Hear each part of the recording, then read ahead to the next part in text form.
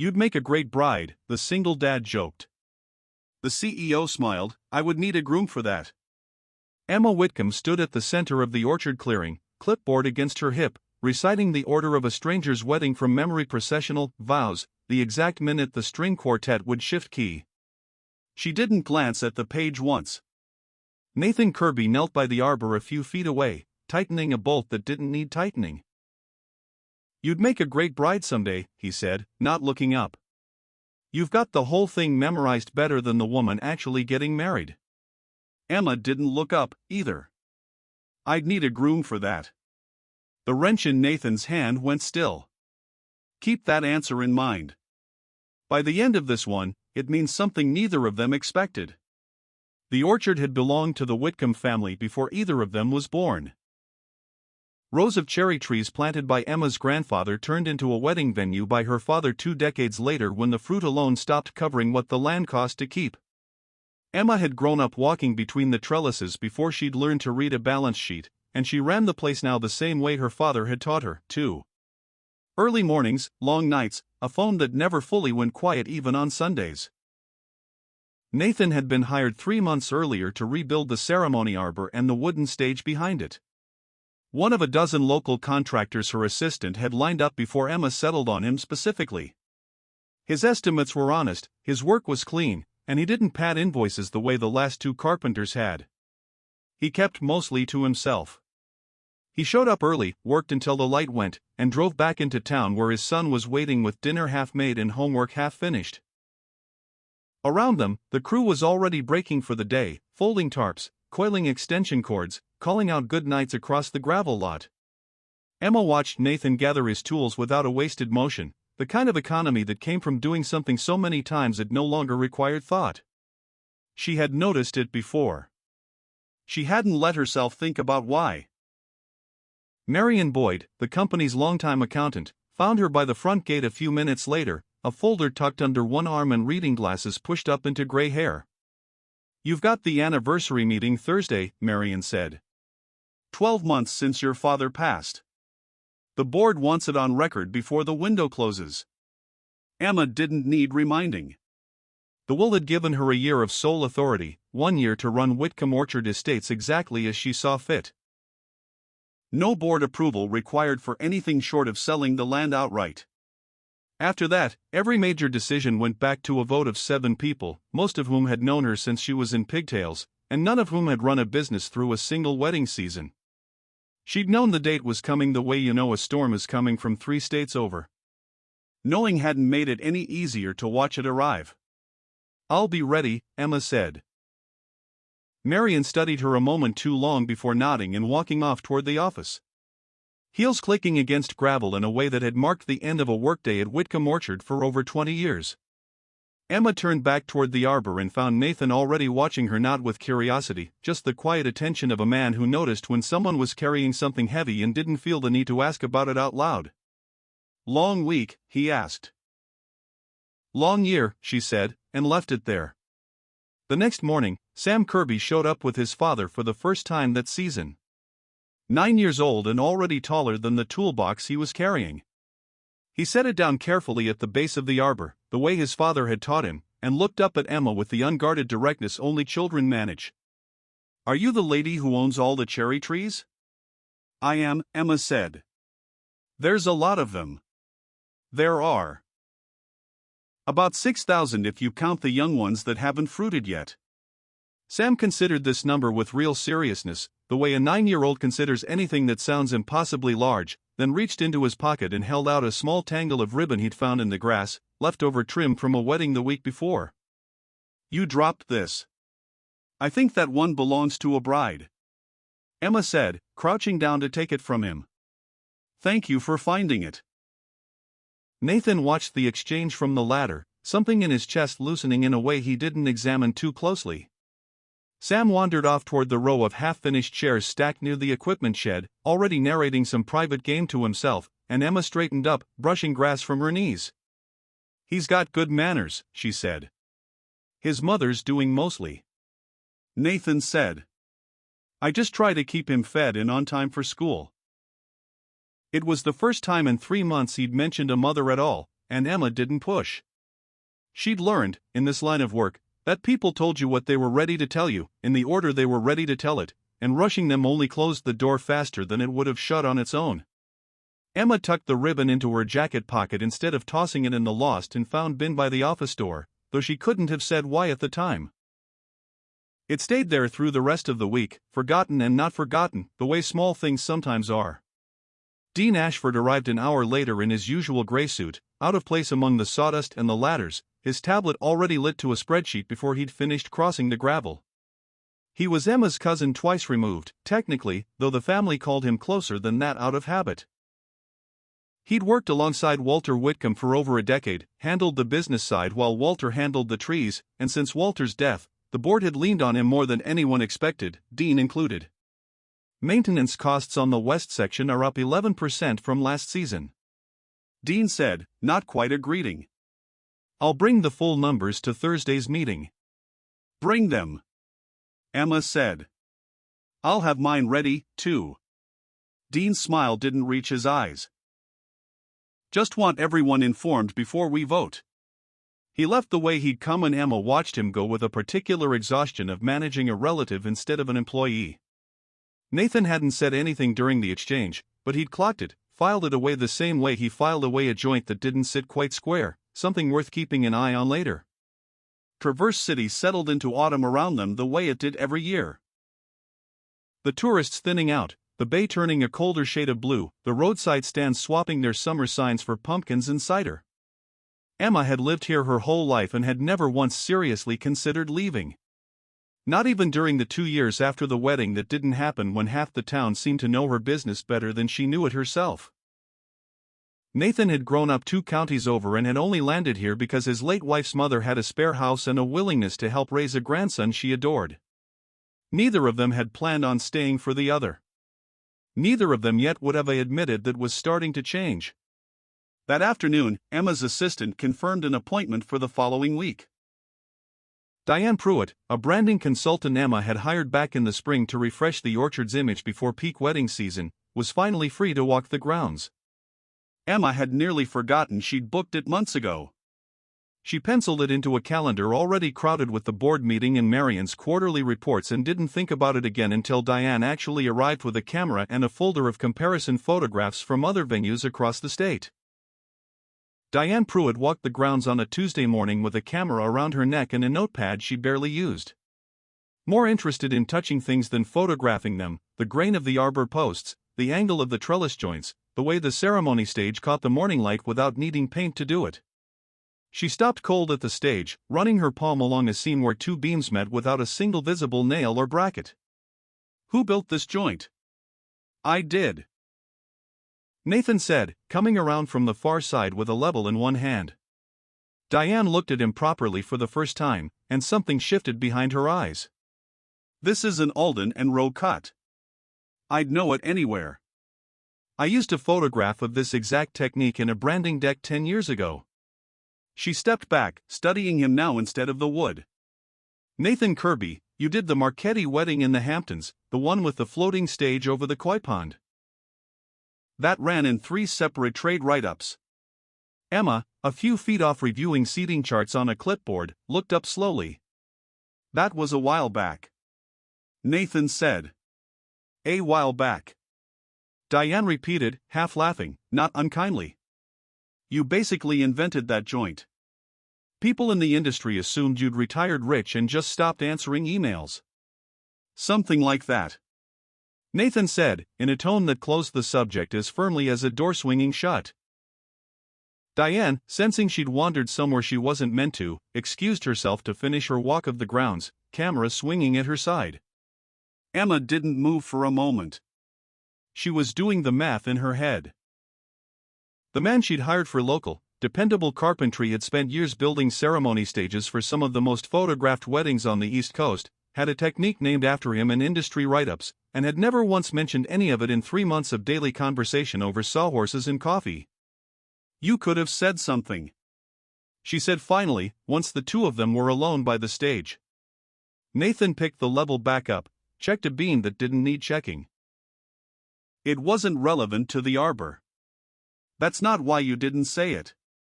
He was quiet long enough that she thought he might not answer at all. Then, without looking at her, I left that work 6 years ago. Same month my wife died.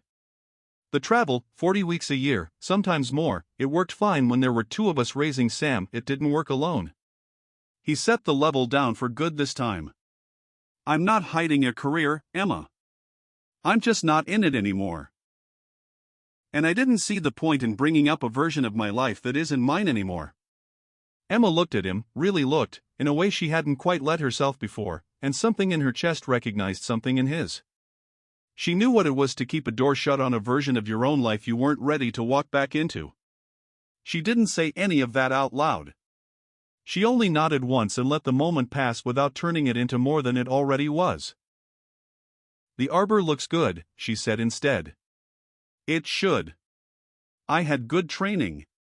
A small, careful smile passed between them, the first one all season that wasn't strictly about work.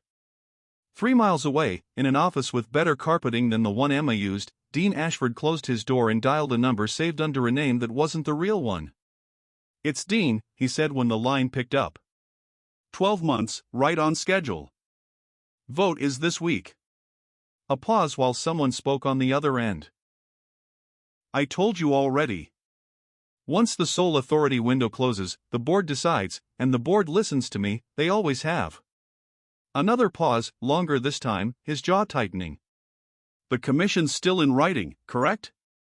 I want that confirmed in front of me before I stand up and say a word to anyone. He hung up and sat for a moment, looking at nothing in particular. The stillness of a man doing arithmetic he didn't especially want to do out loud, not even to himself. The board's preliminary meeting happened 2 days later in a conference room that still smelled faintly of the coffee Walter Whitcomb used to insist on brewing himself every morning before anyone else arrived. Dean stood at the head of the table with a slide already projected orchard maintenance costs climbing steadily upward, a red line crossing a blue one somewhere around the current fiscal year, the kind of chart designed to alarm before anyone had time to ask a follow-up question. I'm not saying we sell everything, Dean said in the reasonable voice he used when he wanted to sound like the only adult in the room. I'm saying the west parcel isn't earning its keep the way the rest of the property is. Lakeshore Crown has made a serious offer, well above assessed value. We'd keep the venue, the house, the core acreage. We'd just be smart about the rest before it drags the whole company down with it. Emma sat across from him, hands folded, letting him finish before she spoke. The west parcel is half our ceremony backdrop, Dean. You take that away, you take the reason people book us a full year in advance instead of choosing a hotel ballroom. Sentiment isn't a line item, Dean said. Neither is panic, Emma said. We have 3 weeks before my father's window closes. I'd like to use them finding a better answer than selling off the one thing that makes this place worth anything to anyone. One of the younger board members, a cousin on her mother's side who ran a shipping business out of the marina, tapped his pen against the table. How much has Lakeshore actually offered? Enough that it's tempting on paper, Dean said. Which is exactly why we should take it seriously instead of letting sentiment make the call for us. And how long has this offer been sitting on the table? Emma asked. Because from where I'm sitting, it seems awfully specific for something that just landed this month.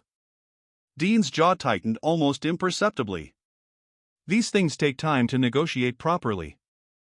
I wasn't going to bring you a half-formed offer. No, Emma said. I don't imagine you were.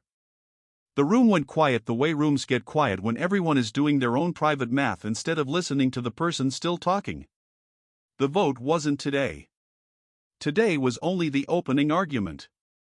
But Emma left the meeting with the specific chill of knowing exactly how many days she had left and exactly how much ground she still needed to cover before Thursday came around. That night, Marion stayed late going over the maintenance figures Dean had presented, cross-checking them against the company's own books out of the same stubborn habit that had kept her at Whitcomb Orchard for over 2 decades. Most of the numbers matched. One line didn't, an outside consulting fee paid quarterly routed through a vendor code she didn't recognize from anywhere in the system. She wrote the number down on a sticky note, stuck it to the edge of her monitor, and told herself she'd chase it down when she had a free afternoon. She didn't have one yet, not with the board vote bearing down on all of them. Nathan noticed the lights still burning in Emma's office long after the crew had gone home, and instead of driving straight to his mother-in-law's to collect Sam, he found himself finishing a stage rail that didn't strictly need finishing that night. When he finally packed up his tools, Emma was still at her desk, jacket still on, as if she'd forgotten she was allowed to take it off at some point. "You're going to run yourself into the ground," he said from the doorway. "That's the plan," Emma said, not quite joking. "There's a diner on Union that's still open this late," or he glanced toward the equipment shed across the lot. "There's a space heater and a folding table about 40 feet from here, and I happen to know where the good coffee's hidden from the crew." She laughed. Actually laughed, the first unguarded sound he'd heard from her in 3 months of working alongside her, and something about the shed sounded better than the diner, quieter, entirely hers instead of open to the whole town. The shed it is then. They ate sandwiches Nathan had packed for himself and Sam and never gotten around to finishing, sitting on overturned crates under a single bare bulb. The smell of sawdust and cut pines settling over everything like a second kind of quiet. Somewhere in the middle of it, without either of them deciding to steer there, the conversation drifted away from wedding logistics and toward the things people don't usually say out loud on a Tuesday night in an equipment shed. Sam mentioned his mother used to sketch. Emma said, "Wedding dresses, I think," he said. Nathan turned his coffee cup slowly between his hands. "She did custom work before Sam was born. Little sketches for friends, mostly. Nothing she ever charged real money for. She kept a whole notebook of them. I still have it in a box at the house." He didn't offer anything more, and Emma didn't ask for more, but something had cracked open a little wider than it had been an hour ago. "I was engaged once," Emma said, surprising even herself with how easily it came out. "Here, on this property, 6 years ago. Actually, same year, I think, as whatever happened to you." Nathan looked up. "It didn't happen," she said. "The wedding. He wasn't who I thought he was, and I found that out 3 weeks before the ceremony, standing by the pond behind the east row.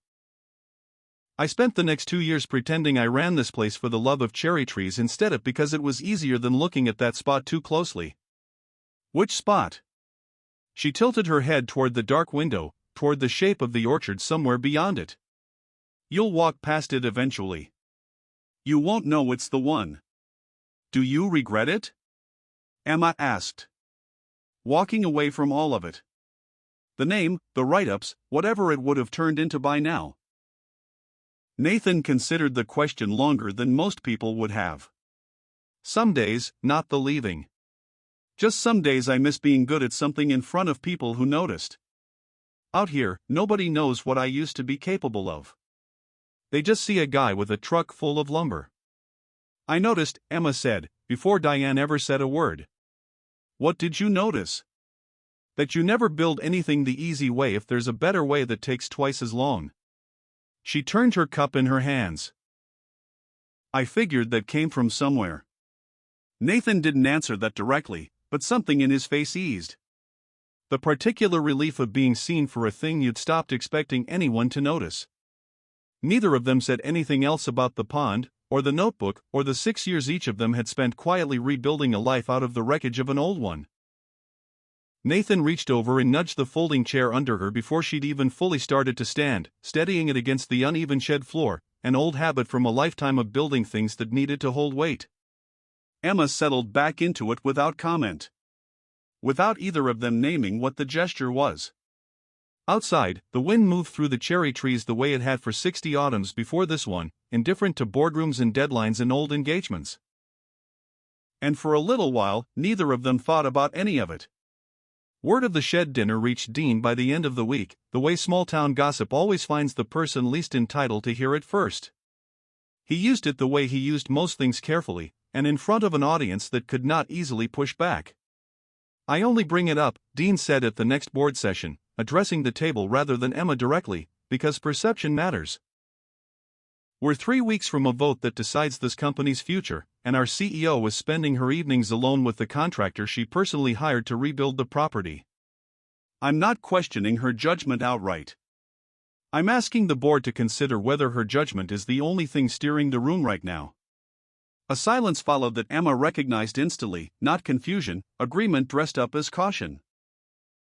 One of the older board members, a friend of her father's for 30 years, cleared his throat. It's a fair question, Emma, not an accusation. Just how do we know this isn't clouding things for you? Emma kept her hands flat on the table until she trusted her voice to stay level. Because I've run this company alone for a year, and the numbers back up every decision I've made in that time. If you want to question my judgment, question the numbers. Don't question who I choose to eat dinner with. The meeting ended without resolution, which was its own kind of damage. Nothing decided, everyone unsettled and quietly recalculating. Word reached Nathan before Emma got the chance to tell him herself, and he showed up at her office that evening still in his work clothes, sawdust on his forearms, jaw set in a way she hadn't seen from him before. You want me off the job? He asked, no preamble at all.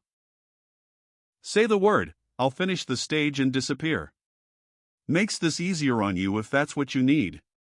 No, Emma said, immediate, sharper than she'd meant it to come out. Then quieter, no, I don't want that. That's not the same as wanting me here. I want you here, she said, and for the first time she let him see that she meant it as more than a sentence about carpentry schedules. Whatever this is between us, I'm not going to let Dean Ashford decide it for me. Nathan didn't say anything clever back, he just nodded once, the way he did when a joint finally sat square after 3 tries and something between them settled into a place it hadn't occupied before that night. Marianne Boyd hadn't stopped thinking about the sticky note on her monitor. That weekend, alone in the office with a space heater humming and a thermos of coffee going cold beside her, she pulled 2 years of vendor records and laid them out across the conference table Dean liked to stand at during his presentations. The outside consulting fee showed up 8 separate times, always the same amount, always routed through a shell entity called Northshore Advisory.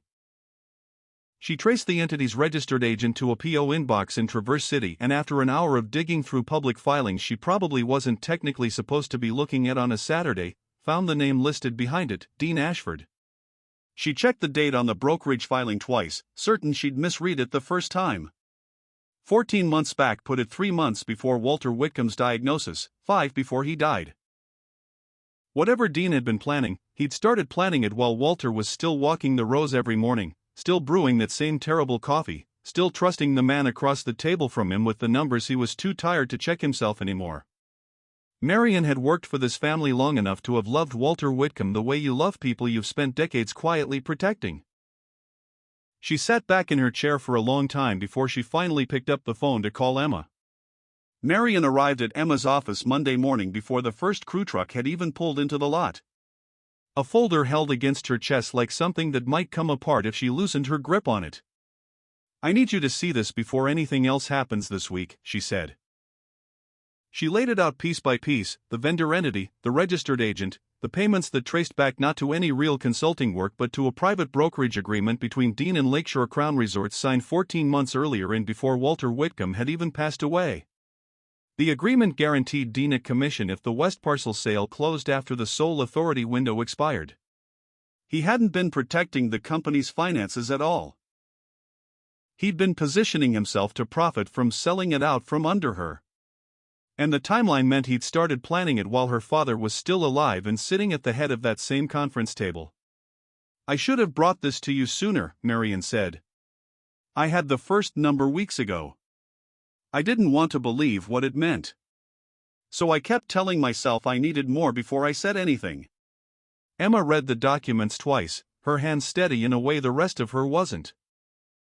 When she finally looked up, it wasn't anger on her face so much as exhaustion, the particular kind that comes from realizing you've spent a year defending a company against a threat that had been sitting inside it the entire time, dressed in a suit and calling itself family.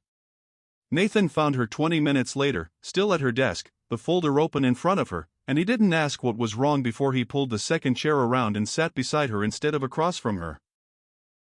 He didn't offer advice. He didn't tell her it would be fine. He just stayed, close enough that she could lean sideways if she needed to, and after a moment she did, just slightly, her shoulder against his, and neither of them made it into anything bigger than it needed to be. I've been doing this alone for a year, she said finally to the folder more than to him. I didn't know how much until right now.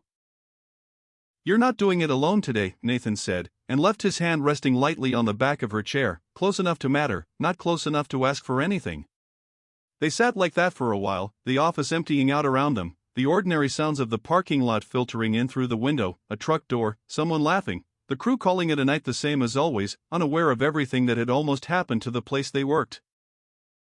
Emma finally closed the folder and set it aside, and for the first time and longer than she could easily remember, she let a workday end without immediately starting the next one in her head. The board convened for the final vote on a Thursday, 3 days ahead of the deadline written into Walter Whitcomb's will. Emma stood at the head of the table where Dean usually stood, a stack of documents in front of her instead of a slide deck, and she didn't raise her voice once through the whole presentation. She didn't need to. The numbers did the raising for her, the shell entity, the registered agent, the commission agreement dated months before her father's death, all of it laid out in an order that made the story impossible to misread, no matter how anyone in the room wanted to spin it. Dean tried to turn it the way she'd expected he would. "This is exactly what I warned you about," he said, gesturing loosely toward the back of the room where Nathan sat at Emma's request. "She's built her entire defense around a man she's personally involved with. Ask yourselves whose judgment is actually compromised here today." "Ask yourselves," Emma said, common level, "why a consulting fee to a company he secretly owned started showing up in our books a full year before my father died." The room went very still. She turned to Nathan and he stood without being asked twice. Walking to the front with the same unhurried economy he brought to any job site. He didn't talk about feelings or fairness or family loyalty. He talked numbers: return on renovated ceremony space, the premium couples paid for a working orchard over a generic banquet hall, and industry data pulled from a decade spent building for exactly this kind of venue up and down the East Coast. He dismantled Dean's maintenance argument the way he dismantled a joint that had been cut wrong from the very start, methodically without malice, until there was nothing left standing behind it for anyone to hide inside.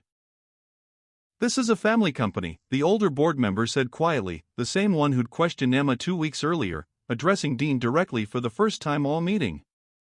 "Your uncle built half of what's sitting under this roof. I'd like to know how you sat across from him at this table and let him sign anything without telling him what you'd already agreed to behind his back." Dean didn't have an answer for that one. He tried anyway, something about protecting shareholder value, but the words came out thin and nobody at the table was still listening closely enough to catch them. The vote came 8-1. Dean was suspended pending a formal review, escorted out by the same board member who had questioned Emma's judgment 2 weeks before, the one who now wouldn't quite meet Dean's eyes on his way toward the door. Nathan found Emma alone in the emptied conference room afterward, still holding the folder Marion had brought her. And for once neither of them reached for anything to say. She just exhaled, long and complete, like she'd been holding a single breath for an entire year. And Nathan crossed the room and put a hand briefly on her shoulder. And that, for the moment, was enough for both of them. The days after the vote moved differently than the days before it, slower, less braced for the next blow. The orchard didn't know a board had almost sold off of itself out from under her. The trees kept turning color at their own unhurried pace, indifferent and steady. And Emma found herself walking the rows more often than the ledgers strictly required. No clipboard in hand, no reason beyond wanting to be there. Sam noticed the shift before his father admitted it out loud. "Does Emma come to our house ever?" he asked one evening, apropos of nothing, while helping stack scrap wood into a bin behind the shop. "No," Nathan said. "Do you want her to?" Nathan looked at his son for a long moment, caught somewhere between the reflex to deflect and the plain fact that the answer was yes. "Maybe," he said, which from him counted as a full confession. Emma showed up at the shed 2 evenings later without a reason on the calendar, no wedding to discuss, no invoice to review, nothing but the drive that had brought her there on its own. She found Nathan sanding a rail he'd already finished twice over. "I don't have a business reason to be here," she said from the doorway. "I noticed," Nathan said, setting the sander down. "I wanted to say thank you. For Thursday, for all of it, really. You already thanked me, in the parking lot. I wanted to say it again without a folder between us this time." They stood there a moment, close enough that the space between them had stopped being about work and started being about something neither of them had put a name to yet. Nathan didn't reach for her. she didn't reach for him. But neither of them stepped back either, and under the bare bulb, with the smell of cut pine still hanging in the air, that felt like its own kind of answer. Diane Pruitt called the following week with news that landed somewhere between flattering and unsettling. A trade publication wanted to run a feature on Nathan, the quiet return of the man behind the Marchetti stage. 6 years gone from the industry, and as far as anyone in New York knew, retired for good. Along with the article came something else.